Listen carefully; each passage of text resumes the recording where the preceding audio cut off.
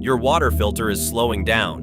When you first bought it, the water flowed fast, clear water in seconds. But after a few hundred gallons, something changes. The flow slows to a trickle. The ceramic element is clogged with sediment. The activated carbon is saturated. The membrane is fouled. Now you're staring at a replacement cartridge that costs $50, and suddenly you can't find one. Your emergency filter has become the emergency. You can try back flushing it.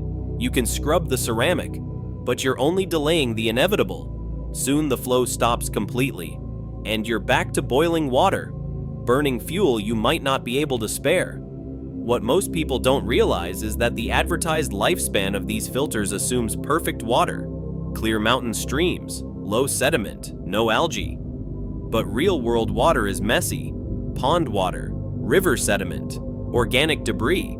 In those conditions, the thousands of gallons promised on the box become a fantasy. Your filter isn't failing because it's broken. It's failing because it was designed to be replaced. 1,000 years ago, engineers solved this problem differently.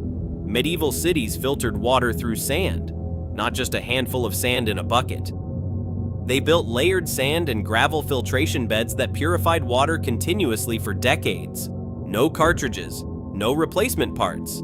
And the same basic technology still forms the backbone of modern water treatment plants today.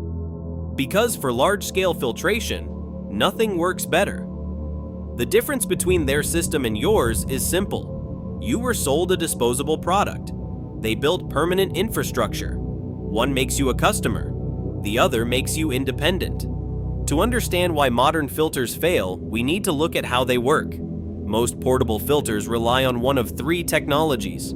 Ceramic filters use microscopic pores to trap bacteria, but those pores also trap sediment. Eventually, they clog permanently. Activated carbon works differently. It absorbs chemicals and contaminants like a sponge. But once that sponge is full, it's finished. You can't empty it at home. And hollow fiber membranes use tiny tubes to block pathogens. But in dirty water, those tubes foul quickly.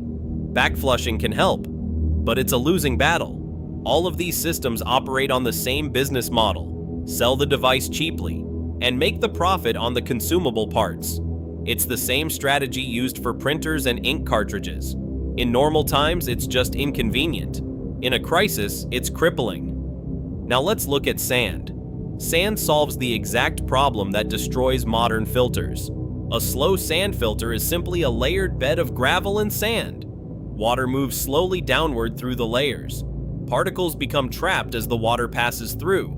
But the real magic happens in the top few inches of sand. Within a few days of operation, a biological layer forms on the surface. It's called the Schmutzdecke, a German word that literally means dirty layer. And despite how it sounds, this layer is exactly what makes the filter work. It's a living biofilm made up of bacteria, protozoa, and other microorganisms. And it actively consumes contaminants. Organic matter, algae, harmful bacteria, even some viruses. Instead of simply trapping contaminants, the filter digests them. This living layer becomes a biological purification engine. And because most contaminants are consumed right at the surface, the deeper sand layers stay relatively clean. That's why slow sand filters don't permanently clog. Eventually, the flow rate does slow down, but the maintenance is incredibly simple. You scrape off the top inch of sand, removing the biological layer along with the trapped sediment. Immediately, the clean sand underneath is exposed. The filter returns to full flow, and within a few days, a new biological layer forms. The system resets itself. No parts to replace, no cartridges to buy. This is exactly how large filtration plants have operated for more than a century. After cholera devastated London in the 1800s, the city built massive slow sand filtration systems. Some of those same sand beds are still operating today. Over 150 years later, they just scrape the surface when it clogs. You can build the same kind of system yourself, at almost any scale. For personal use, a simple 5-gallon bucket works perfectly. Drill a small hole near the bottom and install a spigot. Inside the bucket, create your filtration layers. Start with a few inches of coarse gravel for drainage. Above that, add a layer of smaller gravel. Then fill the top section with about 6 inches of clean sand.